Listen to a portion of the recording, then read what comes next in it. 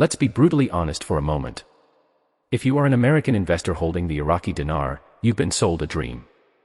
A dream of a miraculous revaluation, an overnight fortune, a life of luxury that kicks in the moment the IQD's value supposedly skyrockets.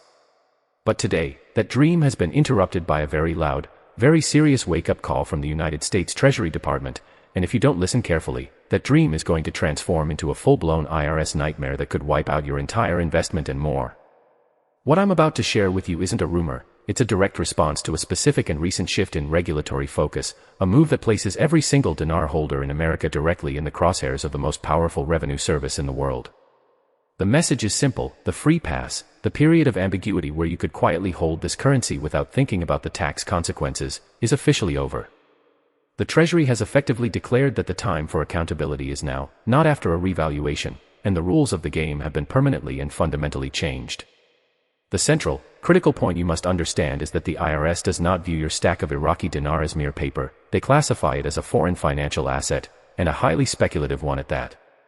This classification is the key that unlocks a Pandora's box of reporting requirements, the most significant of which is the report of foreign bank and financial accounts, commonly known as the FBAR.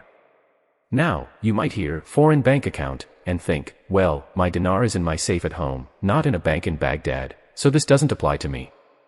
This is the single most dangerous and costly misconception you can possibly have. According to the updated interpretations and enforcement guidelines stemming from this Treasury announcement, the physical possession of a significant amount of a foreign currency is often treated as creating a de facto financial account in that currency's country of origin for reporting purposes. In the clear, unambiguous language of the law, your safe in Florida filled with Iraqi dinar is, for all intents and purposes of IRS scrutiny, considered an account in Iraq. This isn't a new law per se, but it is a provision that is now being aggressively highlighted and enforced specifically in the context of speculative currency investments like the dinar. The triggering threshold for this mandatory reporting is shockingly low. If the total value of all your foreign financial accounts, including the calculated value of your physical dinar holdings, exceeds a mere $10,000 at any single point during the calendar year, you are legally obligated to file an FBAR, which is the FinCEN Form 114. This filing is separate from your income tax return, it's electronic, and it's due April 15th with an automatic extension to October 15th. The penalty for failing to file this form, even non-willfully, can be draconian. We are talking about civil penalties of over $10,000 per violation, and if the IRS determines your failure was willful, which they can argue if they believe you recklessly disregarded the law, the penalties can escalate to the greater of $100,000 or 50% of the value of the unreported account for each year you were in violation. Let that number sink in for a moment. The government can legally take half of everything you've invested for each year you failed to file. On a $100,000 dinar holding, that's a $50,000 penalty for 1 year, and if you've been non-compliant for 3 years, they can theoretically claim 150% of the value, wiping out your investment and then coming after your other assets. This is not a scare tactic, this is the established, brutal enforcement reality of the Bank Secrecy Act. The first step to protecting yourself is to shatter the illusion of invisibility. Your dinar investment is not a secret. The Treasury and the IRS are now fully aware of this market, and with their new, sophisticated data analytics and cross-border information sharing agreements, they are better equipped than ever to find you. The risk is no longer a distant possibility, it is a clear and present danger to your financial stability. So, now that you understand the gravity of the situation and the severe risks of non-compliance, let's get into the absolute nitty-gritty of what you need to do, right now, to protect yourself.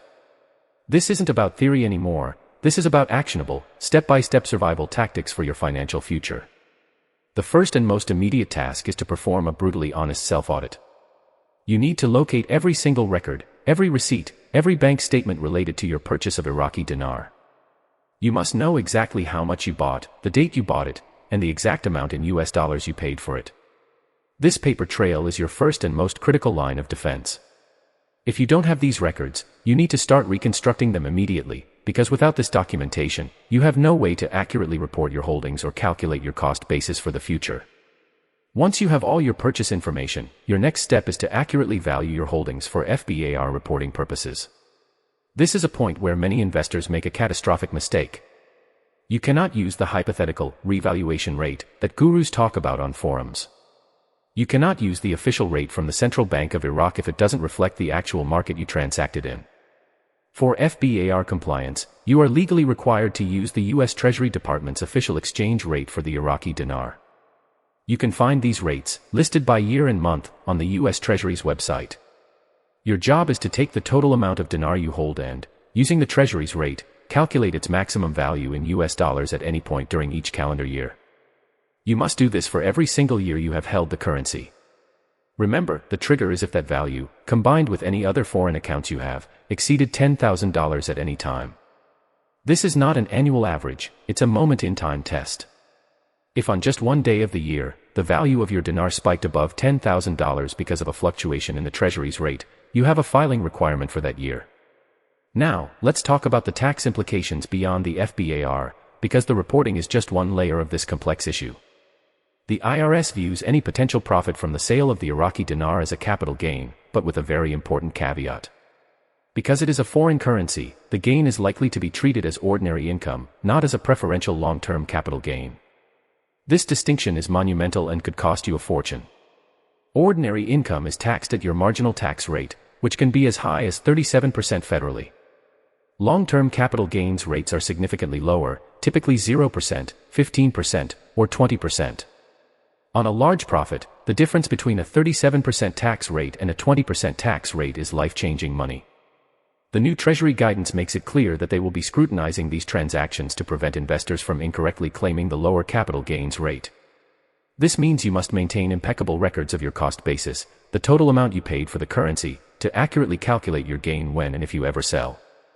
But here is the most critical step, the one that will determine whether you navigate this successfully or get financially destroyed. You must immediately seek professional help from a qualified tax expert who specializes in international tax law and FBAR compliance. This is not a job for your local CPA who files your simple W-2 return. You need a tax attorney or an enrolled agent with a proven track record in offshore voluntary disclosures and complex international asset reporting. The cost of hiring such a professional is an investment in your financial security, a tiny fraction of the potential penalties you face. They will help you determine your specific filing requirements, assess whether your past noncompliance was willful or non-willful, a legal distinction with enormous consequences, and guide you through the safest available program to get back into compliance, such as the streamlined domestic offshore procedures for non-willful individuals or the more rigorous voluntary disclosure program for those with willful violations. Trying to navigate this maze on your own, based on internet research or advice from anonymous forum users, is like performing brain surgery on yourself after watching a YouTube video. The risk is unacceptably high. Your financial life is on the line, and the complexity of the rules demands expert, professional guidance. You now have the knowledge. You understand the terrifying risks posed by the FBAR and the new Treasury focus, and you have a clear, step-by-step plan to assess your own exposure and gather your records. But knowledge without action is worthless. In fact, in this situation, inaction is the most dangerous choice you can make. The path forward from this moment is defined by a single, critical decision: will you be proactive or reactive? The reactive investor is the one who hears this information, feels a knot of anxiety in their stomach, and then pushes it aside, telling themselves they'll deal with it later, when the dinar finally revalues, or when they have more time. This investor is playing a game of financial Russian roulette with the IRS, hoping that their name never comes up in an audit.